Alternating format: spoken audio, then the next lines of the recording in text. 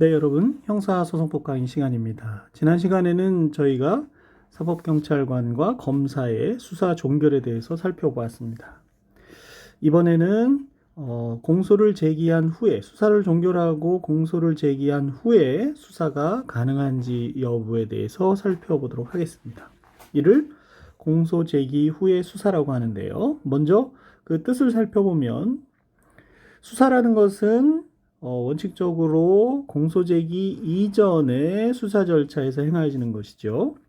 그런데 예를 들어서 공소제기 후에 수사기관에 검거된 공범이 있는데 그 공범이 범행을 부인하는 경우와 같이 이미 공소제기된 피고인에 대해서 참고인 자격으로서 수사가 필요한 경우도 있을 수 있습니다. 얼마든지 있을 수 있죠. 그래서 공소제기 이후에 피고 사건에 대한 수사기관의 수사활동이 허용되는가가 문제가 되고 있습니다. 그래서 공소제기 후 수사의 허용 범위에 대해서는 강제수사와 임의수사로 나누어서 살펴보는 것이 보통입니다. 먼저 강제수사로서 공소제기된 피고인을 수사기관이 구속할 수 있느냐의 문제가 피고인의 구속이죠. 공소제기 후에 피고인에 대한 구속은 법원이 행하게 돼 있습니다. 그렇죠? 법원에 의한 피고인 구속이죠. 뿐만 아니라 공소가 제기되면 검사와 피고인이 대등한 당사자의 지위를 갖는다는 것을 목표로 하고 있는데 그와 같은 대등한 당사자의 지위에서 상대방 당사자를 수사기관이 구속한다는 것은 당사자주의, 소송구조에도 어긋난다고 하겠습니다. 그래서 수사기관에 의한 공소제기 후 피고인의 구속이 허용되지 않는다는 점에 대해서는 별다른 이견이 없습니다. 두 번째로 압수수색 및 검증에 관한 대물적 강제 수사가 허용되는지의 문제가 있습니다. 공소가 제기되면 사건이 법원의 지배 아래에 놓이게 되므로 대물적 강제 처분도 법원의 주도하에 진행이 되겠습니다. 따라서 수사기관의 압수수색 및 검증은 공소 제기 후에 허용되지 않는다고 하겠습니다. 판례도 공소 제기 후에 검사가 수서법원이 아닌 지방법원 판사로부터 발부받은 압수수색 영장에 의해서 수집한 증거는 그 증거 능력이 없다고 해서 증거 능력을 부정한 바가 있습니다. 그러나 수사기관이 피고인에 대한 구속영장을 집행하는 경우가 있죠. 법원이 발부한 피고인에 대한 구속영장을 수사기관이 집행하는 경우에는 영장 없이 압수수색 및 검증을 할 수가 있습니다. 그래서 저희가 영장 없이 행하는 압수수색 검증에서 살펴본 216조 2항의 내용이 바로 여기에 해당하겠습니다. 이 경우에 수사기관은 법원의 집행기관으로서의 성격을 가지지만 그 과정에서 이루어지는 압수수색 검증은 수사기관으로서의 지위에서 행하는 강제수사에 속하게 되겠죠. 이는 검사의 공소수행을 위한 필요에서 인정되는 것이라고 하겠습니다. 아래에서 대법원 2011년 4월 28일 선고 2009도 만 412호 판결의 내용을 살펴보면요. 공소가 제기된 후에는 그 피고 사건에 관한 형사 절차의 모든 권한이 사건을 주재하는 수소법원의 권한에 속하게 되며 수사의 대상이던 피의자는 검사와 대등한 당사자인 피고인으로서의 지위에서 방어권을 행사하게 되므로 공소제기 후 구속, 압수수색 등 피고인의 기본적 인권에 직접 영향을 미치는 강제처분은 원칙적으로 수소법원의 판단에 의하여 이루어지지 않으면 안 된다. 형사소송법은 제215조에서 검사가 압수수색 영장을 청구할 수 있는 시기를 공소 제기 전으로 명시적으로 한정하고 있지는 않지만 헌법상 보장된 적법 절차의 원칙과 재판받을 권리, 공판중심주의, 당사자주의, 직접주의를 지향하는 현행 형사소송법의 소송구조. 자, 뒤에 또 저희가 공판 절차에서 배우겠습니다만 공판중심주의, 당사자주의, 직접주의를 지향한다는 것이 대법원의 반복된 설시입니다. 그리고 관련 법규의 체계, 문헌 형식, 내용 등을 종합하여 보면 일단 공소가 제기된 후에는 그 피고 사건에 관하여 검사로서는 형사소송법 제215조에 의하여 수사에 의한 압수수색을 할 수 없다고 봐야 하고, 그럼에도 검사가 공소 제기 후 형사소송법 215조에 따라 수서법원 이외의 지방법원 판사에게 청구하여 발부받은 영장에 의하여 압수수색을 하였다면 그와 같이 수집된 증거는 기본적 인권 보장을 위해 마련된 적법한 절차에 따르지 않은 것으로서 원칙적으로 유죄 증거로 삼을 수 없다, 이렇게 판시하고 있습니다. 그래서 공소 제기 후에 강제 수사에 대해서, 특히 압수수색에 대해서 잘 이해를 해 놓으셔야 되겠습니다. 두 번째, 그러면 공소 제기 후에 임의 수사는 어떤가 하는 것이 다음으로 살펴볼 부분이죠. 먼저 피고인 신문입니다. 이제 공소가 제기됐기 때문에 피의자가 아니고 피고인이죠. 피고인을 수사기관이 신문할 수 있느냐의 문제입니다. 이에 대해서는 피의자 신문에 대해서 규정하고 있는 형사소송법 199조 제1항이 임의 수사의 시기에 대하여 공소 제기 전후에 관한 제한을 하고 있지 않으므로 허용된다는 적극설이 있을 수 있고요. 이것은 피고인의 당사자로서의 지위와 모순되고, 또 한편 형사소송법 제200조도 피의자 신문 대상을 피의자로 한정하고 있으므로 허용되지 않는다는 견해가 있습니다. 한편 절충적인 입장에서 제1회 공판기일 전에 한정해서는 제1회 공판기일 이후에는 법원에서 신문을 해야 되지만, 법원의 절차에 따라야지만 제1회 공판기일 전에는 할 수 있지 않은가, 이런 견해가 있죠. 이에 대해서는 공판 절차에서 피고인은 소송의 주체로서 단순한 수사의 객체가 아니고요, 당사자의 지위를 가지게 됩니다. 그래서 서로 대등한 존재인 검사가 피고인을 수사 차원에서 신문하는 것은 허용되지 않는다고 보는 것이 어떨까 싶습니다. 저 개인적으로 그렇게 생각을 개인적인 사견을 밝히자면 그렇다는 것이죠. 당사자주의를 지향하는 현행 소송 구조 하에서 대등한 소송 주체 간에 신문을 한다는 것이 법원을 거치지 않고 바람직하지 않기 때문이죠. 그러나 판례는 피고인 신문의 허용 여부에 대해서 직접적인 입장을 밝히고 있지는 않지만, 결과적으로 검사가 작성한 공소 제기 후 피고인에 대한 해당 공소 사실에 관해서는 진술 조서가, 피의자 신문 조서를 작성할 수가 없지요. 피고인이기 때문에. 그런 경우가 공소 제기 후에 작성된 것이라는 이유만으로 증거 능력이 없는 것은 아니다라고 해서 적극설을 인정하고 있는 입장이라고 볼 수가 있겠습니다. 판결 내용을 보시면, 검사가 작성한 피의자 신문조서는 그 피의자였던 피고인이 공판정에서 그 서명 날인을 시인하여 진정 성립을 인정하는 경우에는 검찰에서의 진술이 특히 임의로 되지 아니하여 신빙할 수 없는 상태 하에서 된 것이라고 의심할 만한 사유가 없으면 증거 능력이 있다고 할 것이다. 네, 다음 학기에 배우는 증거법에서 검사 작성의 피의자 신문조서에 대한 증거 능력에 관한 80년대 당시 일반론이고요. 기록에 의하면 제1심 공판정에서 검사의 피의자 신문조서 또는 진술조서를 제시하고 내용을 고지하자 피고인들이 그 성립과 임의성을 인정하고 있는 위 각 조서가 임의성이 없는 진술로서 그 내용이 신빙할 수 없는 것이라고 의심할 만한 자료를 발견할 수 없고, 임의성 인정이 되고요. 또 성립과 임의성을 인정했다는 거고요.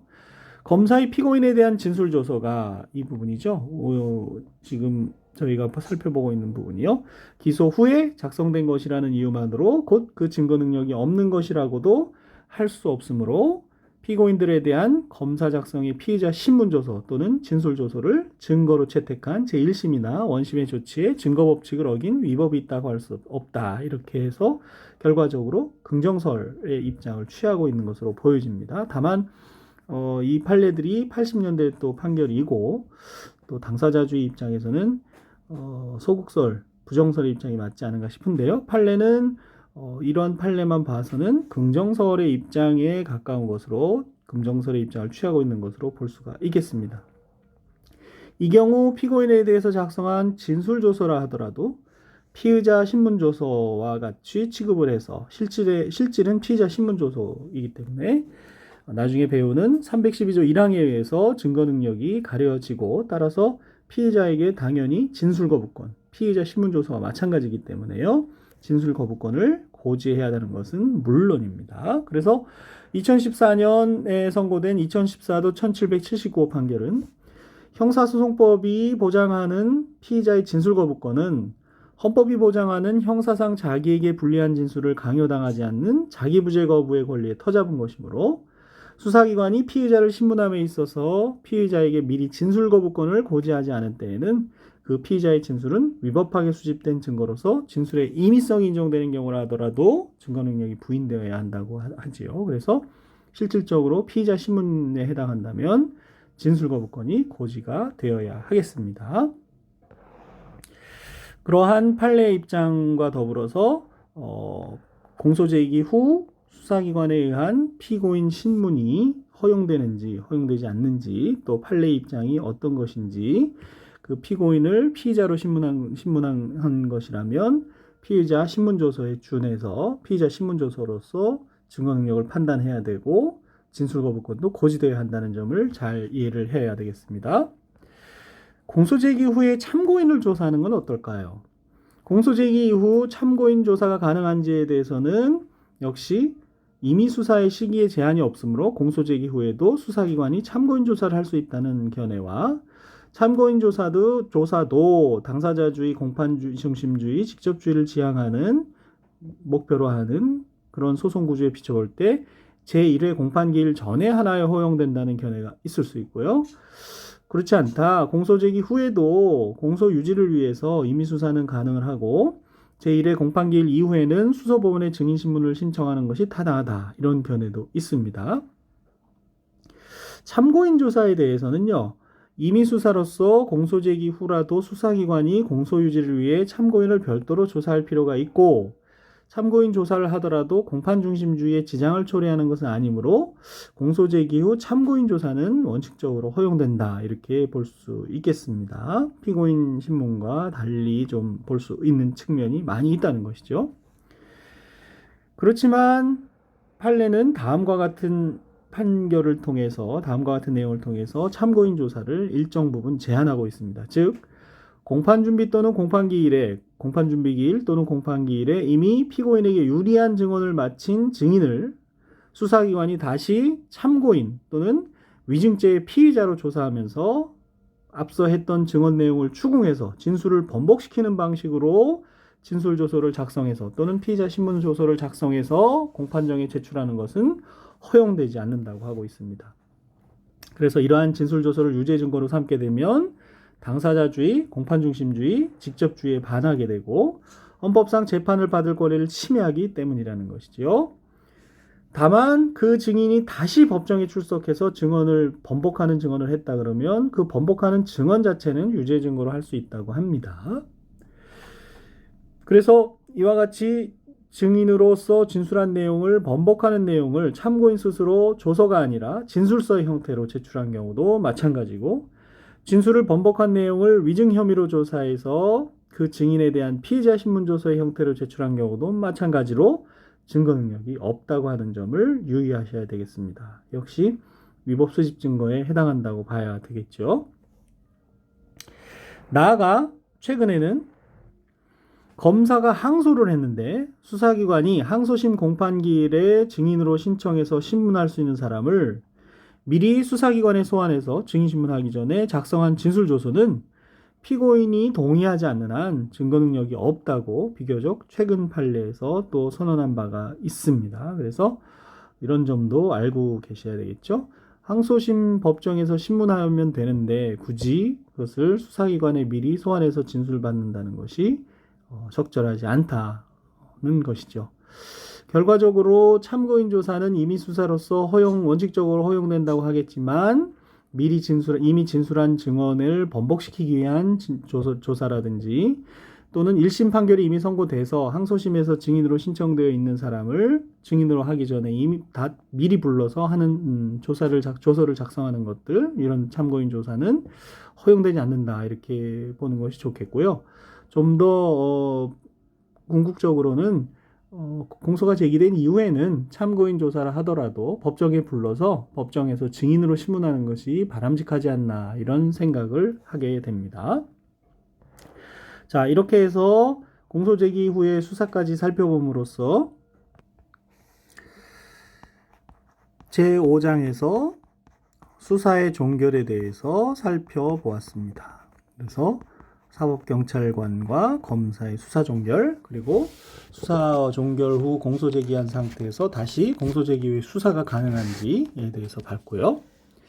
지금부터는 이하에서는 공소가 제기된 경우를 이제 생각을 하면서 공소 제기의 일반론에 대해서 살펴보겠습니다. 먼저 공소와 공소권에 관한 개념에 대한 문제입니다. 자, 공소라는 것은 국가기관인 검사가 법원에 대하여 특정한 형사사건의 심판을 요구하는 법률 행위로서의 소송 행위입니다. 그렇죠? 소송 행위입니다. 심판을 요구하는 의사표시가 담긴 소송 행위가 되겠죠. 이것은 사인이 법원에 대해서 제기하는 사소에 대한 개념이라고 이렇게 대비되는 개념이라고 보실 수가 있고요. 사소와 공소, 그렇죠? 공소 제기에 의해서 수사가 종결되고 법원의 심판 절차가 개시가 되고요. 공소 제기가 없으면 법원은 심판할 수가 없습니다. 이것을 불고 불리의 원칙이라고 하지요. 공소 제기가 없으면 심판할 수 없다. 불고 불리의 원칙이 중요한 또 원칙이 되고요. 탄핵주의의 중요한 내용이기도 합니다. 검사의 공소 제기에 의해서 법원의 심판 범위가 또한 제한이 되겠습니다. 공소의 개념은 그렇게 이해하시면 될 것 같고요.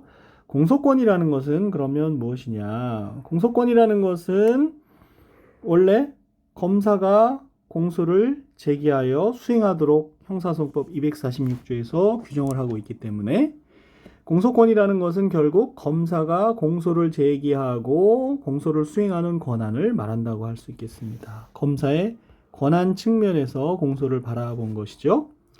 검사의 공소권은 저희가 학기 초에 배운 것처럼 규문주의 소송구조, 심판기관과 소추기관이 분리되어 있지 않은 규문주의 소송구조에서 법관의 전횡에 대한 반성에서 비롯된 것으로서 볼 수 있고요.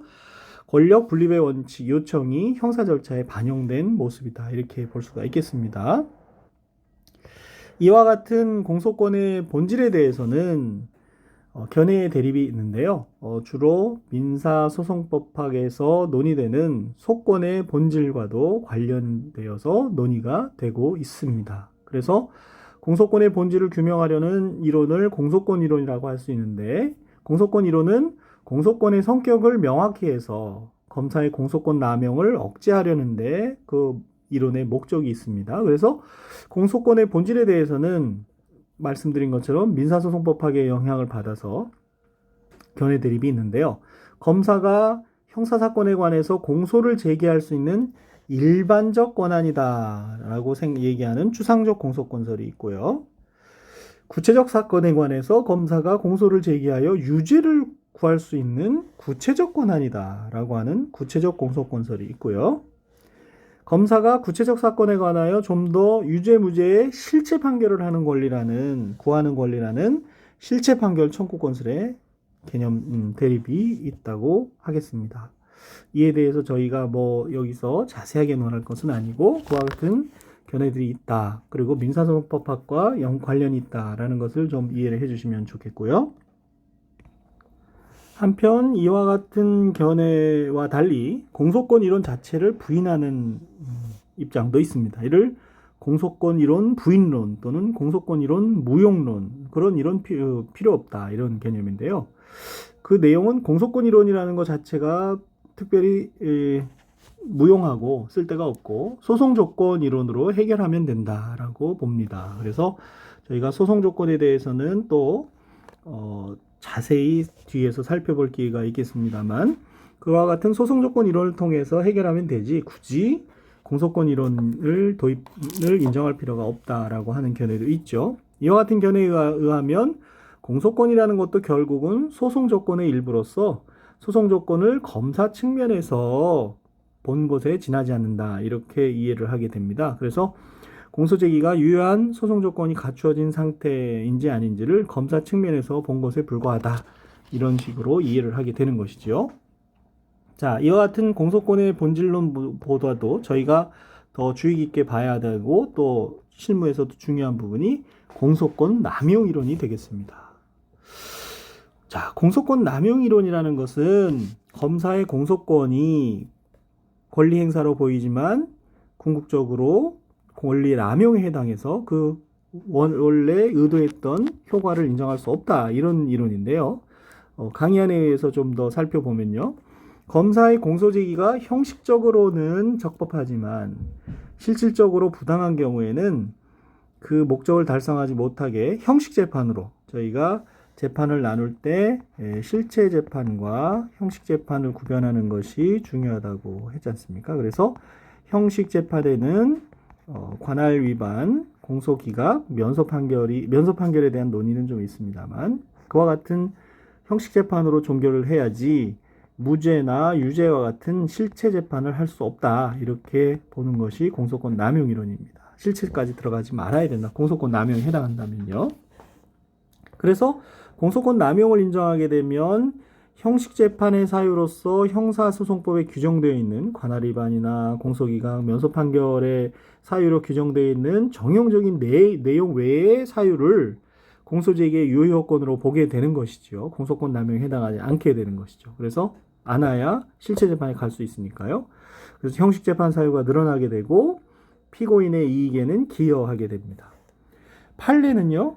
검사가 공소권을 남용하는 경우 공소제기의 효력을 부인할 수 있다고 하면서 공소권 남용에 해당하기 위한 조건으로 다음과 같이 좀 엄격한 요건을 요구합니다. 검사가 자의적으로 공소권을 행사를 해서 피고인에게 실질적인 불이익을 줌으로써 소추 재량권을 현저히 일탈하였다고 보이는 경우라고 매우 제한적으로 해석하고 있는 것을 볼 수가 있고요.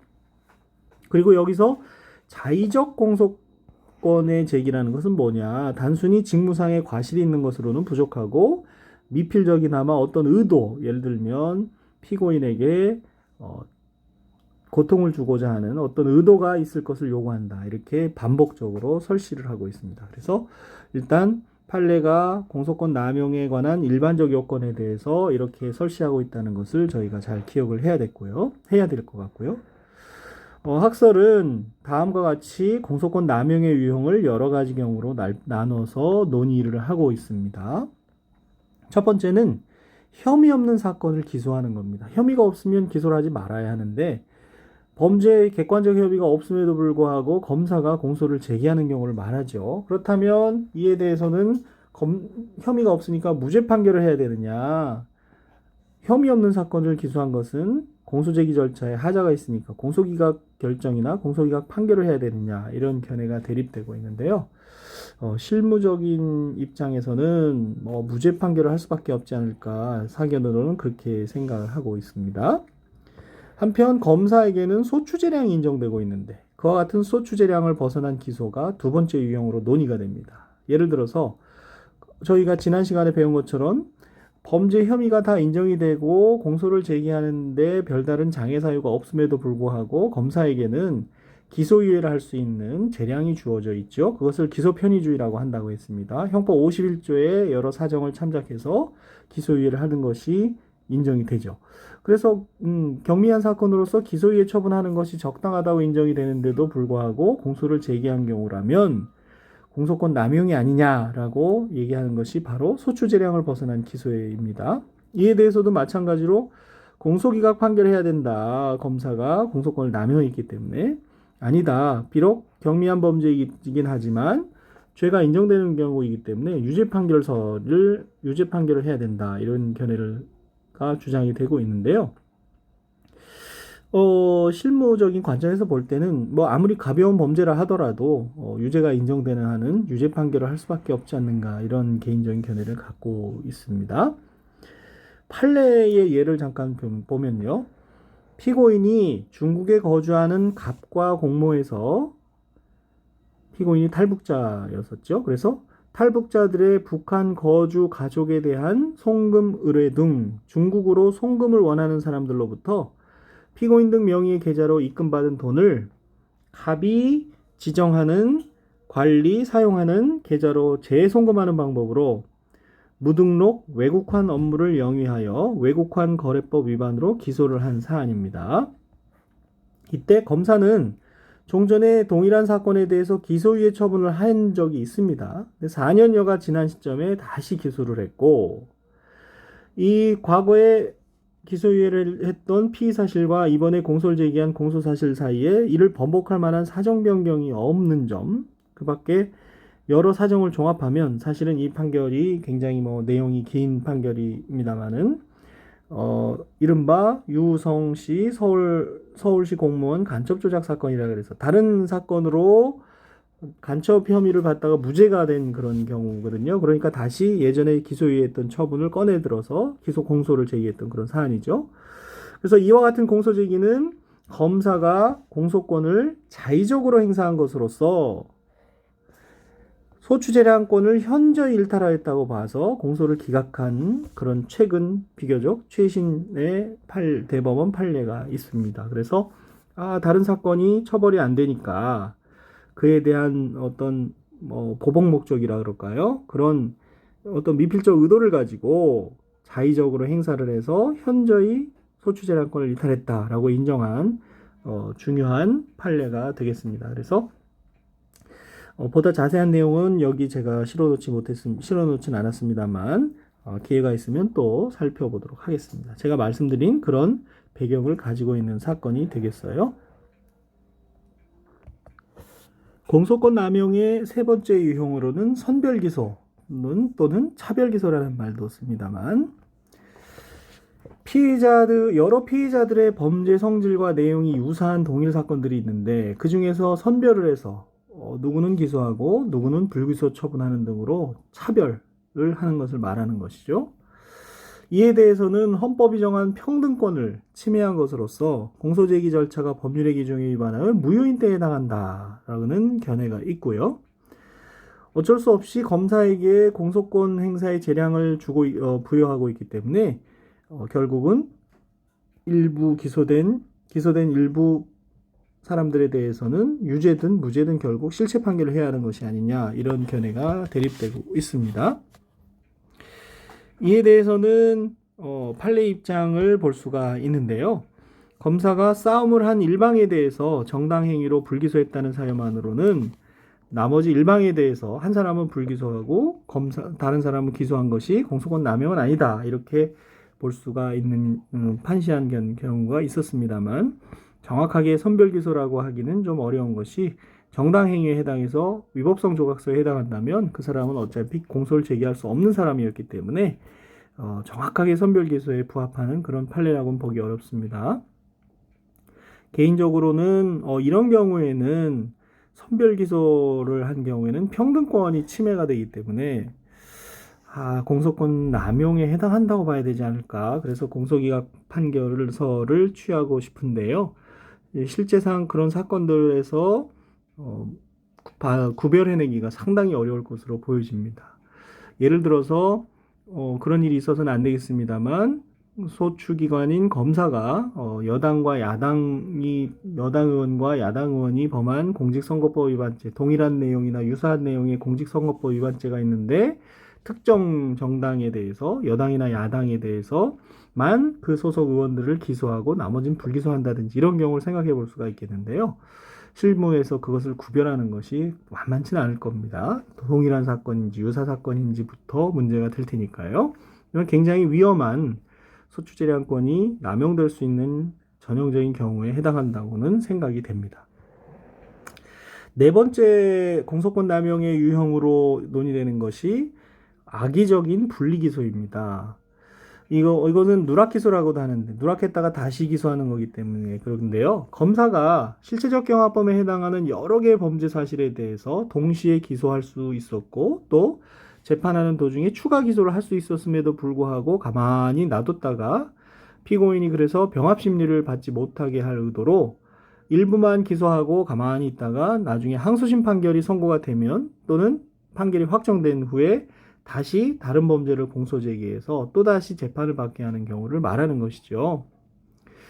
이 경우에 아까 이제 얘기했던 전형적인 공소권 남용 이론의 일반적 요건이 등장하는 판례가 생깁니다. 그래서 검사의 자의적 공소권 행사에 해당해서 현저히 소추재량권을 일탈한 것이라고 하려면 단순한 직무상의 과실, 그런 다른 사건이 있었는데 깜빡 잊고 뭐 이런 직무상의 과실만으로는 부족하고 이 사람에 대해서 항소심 판결 선고, 항소심 판결까지 하는 얘기는 항소심 판결까지가 주로 사실심 판결이 종결되기 때문에 그런 거죠. 그리고 확정되게 되면 뭐 다른 사건이 되기 때문에 그런 거고요.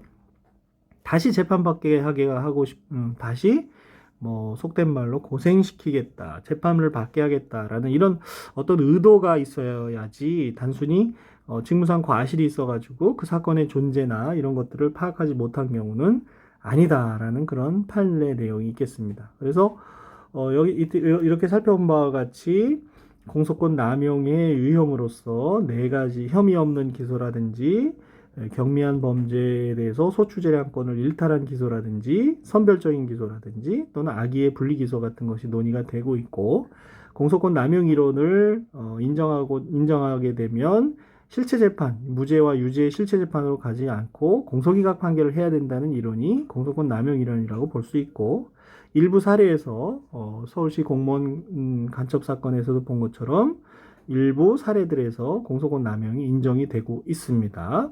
그래서 공소권 남용 이론에 대해서 공소권 이론과 더불어서 잘 익혀두면 좋겠고요. 이렇게 해서 제1절에서는 그렇죠? 제1절에서는 공소와 공소권에 대해서 살펴보았습니다. 특히 공소의 의의와 공소권의 본질에 대한 논의도 있었지만 주로 공소권의 남용 부분에 대해서 잘 이해를 해 놓아야 하겠습니다. 자, 제2절에서는 공소제기의 기본 원칙에 대해서 살펴보도록 하겠습니다. 먼저 생각해 볼 수 있는 원칙은 국가소추주의입니다. 국가소추주의는 공소제기의 권한을 국가기관이 가지는 것을 말하죠. 국가기관 중에서도 특히 검사가 가지는 경우이죠. 저희 나라 같은 경우. 공소는 검사가 제기하여 수행한다라고 246조에서 규정을 하고 있어서 국가소추주의, 검사에 의한 국가소추주의를 규정하고 있다고 볼 수 있겠습니다.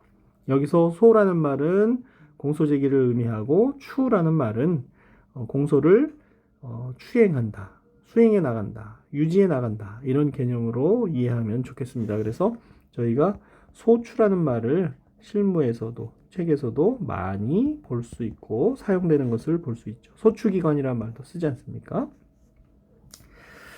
그래서 국가소추주의는 대륙법계 국가의 전통이라고 볼 수가 있겠습니다. 영미법계 국가에 남아있는 사인소추주의에 대한 개념이라고 볼 수 있겠습니다. 국가가 아닌 사인에 의한 사인소추주의에 대한 개념이다. 이렇게 볼 수 있는 것이죠. 두 번째로 살펴볼 수 있는 공소제기의 기본 원칙은 기소 독점주의입니다. 기소 권한을 독점시킨다는 것이죠. 그래서 국가소추주의를 취하는 경우에도 국가기관 중에서 검사만이 공소를 제기하고 수행할 권한을 독점하는 것을 기소독점주의라고 할 수 있는 것이죠. 기소독점주의라고 하는 것이죠. 그래서 저희 형사소송법 같은 경우 246조는 국가소추주의와 더불어서 기소독점주의를 같이 규정하고 있는 것이다. 이렇게 볼 수 있겠습니다. 이와 같은 기소독점주의는 장점과 단점을 갖게 되는데요.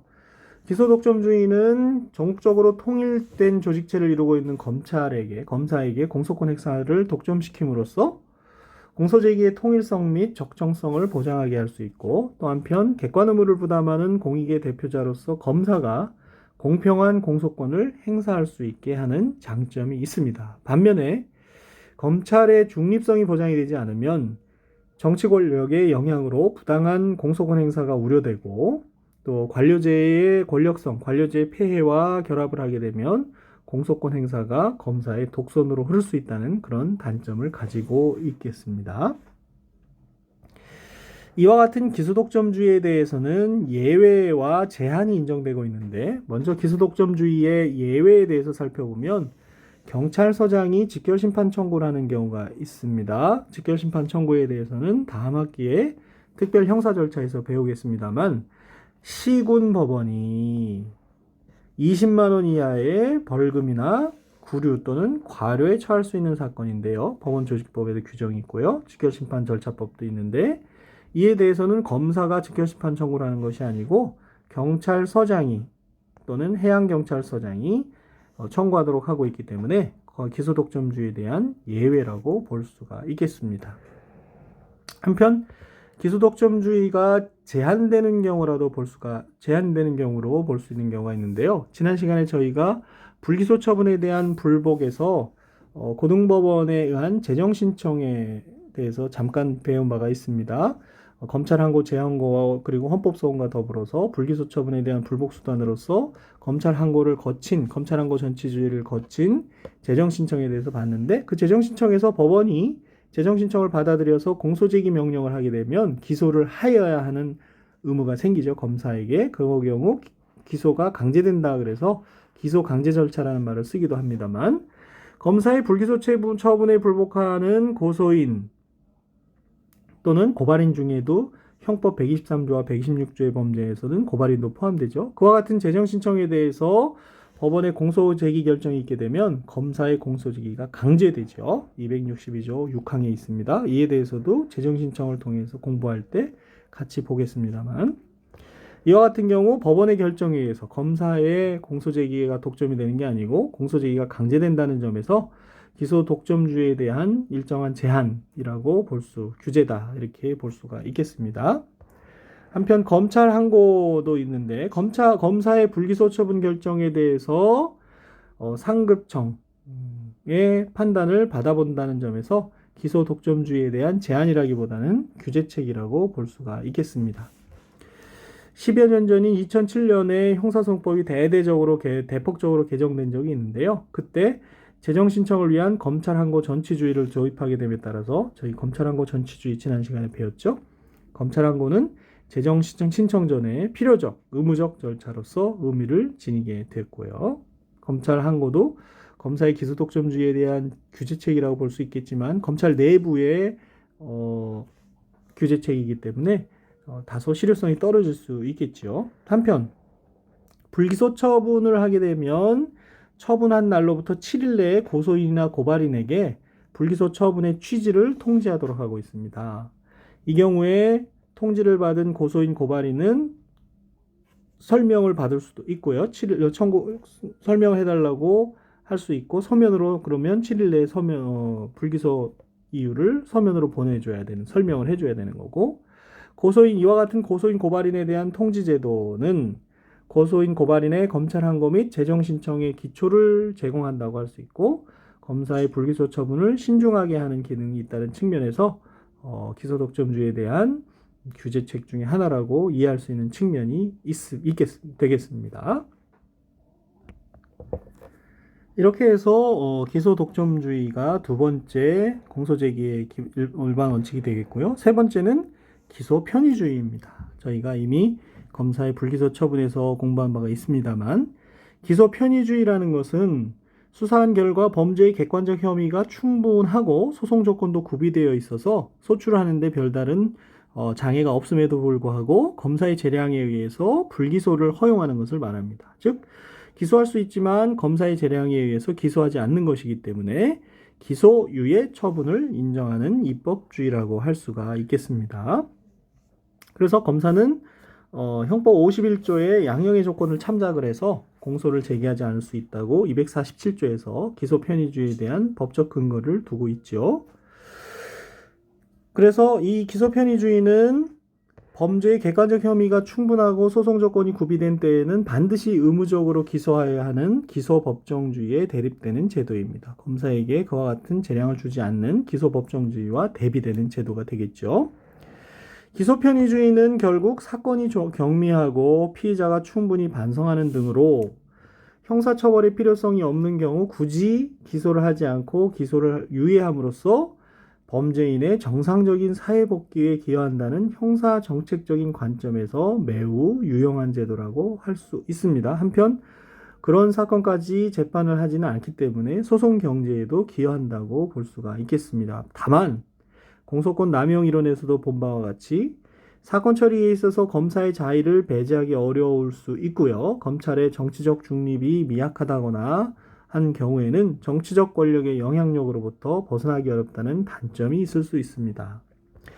이에 대해서 기소법정주의는 검사의 소추 재량을 제한함으로써 공소제기에 대한 검사의 독선 및 정치적 영향력을 배제할 수 있다는 장점이 있는 반면 모든 사건을 무조건 기소해야 된다는 측면에서 형사사법의 경직을 초래해서 구체적 타당성을 결여할 수 있다는 단점이 있을 수 있겠습니다.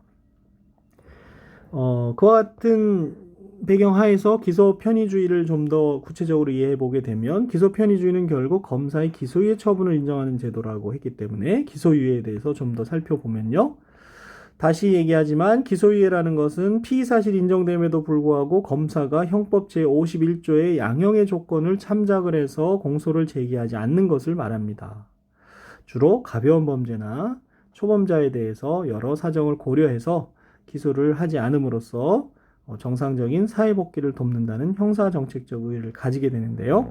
그와 같은 기준은 형법 51조에 기재되어 있는 범인의 연령, 성행, 지능과 환경, 피해자에 대한 관계, 범행의 동기, 수단과 결과, 범행 후의 정황 등이 그 기준이 됩니다. 형법 총론에서 배우게 되는 형법 51조 양형의 조건은 우리 형사법상에서는 가장 대표적인 양형에 관한 기준 조문이 되겠습니다. 한편 기소유예를 하면서 조건을 붙일 수 있느냐 원칙적으로 안 되는데요. 예외적으로 되는 경우가 있습니다. 그래서 조건부 기소유예라는 것은 피의자에게 일정한 의무를 부과해서 이를 지킬 것을 조건으로 기소를 유예하는 것을 말하죠. 그래서 범죄인의 개선과 교화를 통해서 건전한 사회복귀를 꾀하고 있는 것입니다. 예를 들면 소년법에 범죄예방자원봉사위원이라는 위원회 선도 및 소년선도 관련 단체의 교육 받을 것을 조건으로 해서 기소유예를 하는 선도조건부 기소유예가 소년법에 규정이 되어 있고요. 그 밖에 보호관찰소에 있는 보호관찰관의 선도를 조건으로 하는 보호관찰관 선도조건부 기소유예도 있습니다. 한편 아동학대 범죄의 처벌 등에 관한 특례법에 의하면 일정한 강의, 교육 프로그램을 수강할 것을 조건으로 하는 그런 조건부 기소유예도 있겠습니다만 형사소송법상 일반적인 조건부 기소유예는 허용되지 않고 특별법에 의해서 지금 보시는 것처럼 소년법, 보호관찰법, 아동학대 처벌법 이런 경우에 조건부 기소유예를 규정하고 있는 경우가 있습니다. 어쨌거나 기소유예를 받게 되면 어떤 효과가 생기느냐. 일단 기소유예 처분은 검사의 수사 종결 처분으로서 불기소 처분에 해당하죠. 그렇지만 확정 판결과 같은 효력은 인정되지 않습니다. 수사 종결에 불과하기 때문에. 그래서 기소유예 처분한 사건을 다시 공소 제기하여 유죄 판결을 선고하더라도 일사부재리의 원칙에는 반하지 않습니다. 다만 앞서 공소권 남용 이론에서 본 것처럼 공소권 남용에 해당하는 경우가 또 있을 수가 있겠습니다. 자, 검사가 기소유예 처분을 했을 때 불복할 수 있는 방법이 이렇게 주체에 따라서 나눠서 생각해 볼 수 있죠. 먼저 고소인이나 고발인은 검찰 항고나 재정신청의 방법에 의해서 불복이 가능하죠. 이미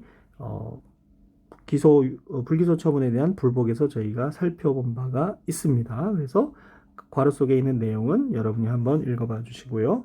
피의자 같은 경우 억울하게 혐의가 없는데 기소유예를 받은 경우 헌법소원을 통해서 그 피의자의 행복추구권 등을 침해됐다는 이유로 헌법소원이 가능하고 평등권도 침해되었다고 주장할 수도 있는 경우가 있는 거죠. 그래서 피의자는 고소인, 고발인 등과의 관계에 있어서 검찰권의 자의적 행사로 인한 11조 1항의 헌법 11조 1항의 평등권이 침해되었다 또는 행복추구권이 침해되었다와 같은 기본권 침해를 주장을 하면서 헌법소원이 가능하다라는 것도 역시 불기소 처분에 대한 불복에서 살펴본 바가 있습니다. 같이 참조를 해 주시고요. 공소 제기에 관한 일반 원칙 중에서 끝으로 공소의 취소 부분이 있습니다. 공소를 제기했다가 취소할 수 있는 건데요. 민사소송법 같으면 소의 취하 이런 개념으로가 유사하다고 볼 수 있겠는데요. 검사가 법원에 제기한 공소를 스스로 철회하는 법률행위로서의 소송행위를 말하는 거죠. 공소 제기가 잘못됐을 때 스스로 공소 제기를 시정케 하는 동시에 사정 변경이 생기면 공소 제기 후에 사정 변경을 고려해서 형사정책적으로 기능하는 측면도 있습니다. 예를 들어서 기소를 했는데 막상 기소를 하고 보니 증거불충분으로 무죄 선고가 예상되는 경우 공소를 취소하는 것을 생각해 볼 수 있습니다. 하지만 현실적으로 실무에서는 이와 같은 이유로 공소를 취소하는 경우는 거의 볼 수가 없는 것이죠. 그리고 원칙적으로 공소 취소 사유에는 이러이러한 경우에 취소할 수 있다는 그런 규정은 없습니다. 보통 실무에서는 공소기각 판결이 예를 들어서 부정수표 단속법 위반으로 공소를 제기했는데 수표가 회수돼서 공소기각 판결을 받게 될 염려가 있는 경우 같은 경우에 공소를 취소하는 경우를 볼 수가 있습니다. 어쨌거나 공소 취소를 하려면 공소 취소의 절차를 거쳐야 되는데 공소 취소는 공소 취소라는 서면을 통해서 하는 것이 원칙이지만 공판정에서는 구술로서 공소를 취소합니다라고 말할 수 있고요. 공소를 취소하게 되면 고소인 고발인에게는 이 공소를 취소했다는 사실을 7일 내에 알려줘야 하는 것이고요. 공소 취소는 1심 판결 선고 전까지만 할 수가 있습니다. 기껏 1심 판결을 선고했는데 그 후에 공소를 취소해버리면 그때까지의 노력이 모두 허사가 되기 때문에 1심 판결 선고 전까지만 공소 취소를 할 수 있도록 하고 있죠. 공소 취소를 하게 되면 어떤 효과가 생기느냐? 검사가 공소를 취소하게 되면 법원은 공소기각의 결정을 하여야 합니다. 그 공소기각 결정 사유 중에 그와 같이 328조 1항 1호에서 규정을 하고 있죠. 나중에 공소기각 결정 판결에 대해서 다음 학기에 또 공부할 일이 있는데요. 재판의 종류에 대해서 자세히 보는데 그 사유 중에 하나로 규정이 되어 있습니다.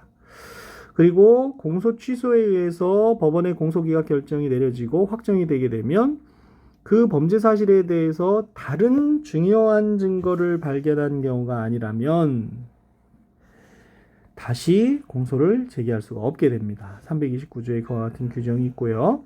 다른 중요한 증거를 발견되지 않았는데도 불구하고 다시 공소 취소된 사건에 대해서 공소를 제기하게 되면 그 사유는 또 이번에 공소기각 판결 사유가 됩니다. 그래서 327조 4호에 329조에 위반한 공소에 대해서는 공소기각 판결을 하도록 또 그렇게 되어 있는 것을 볼 수가 있어서 328조의 규정과 327조, 329조의 조문을 이번 기회에 한번 일별해 두시는 것이 나중에 재판의 종류에서 공부하실 때 또 큰 도움이 되리라고 생각이 됩니다.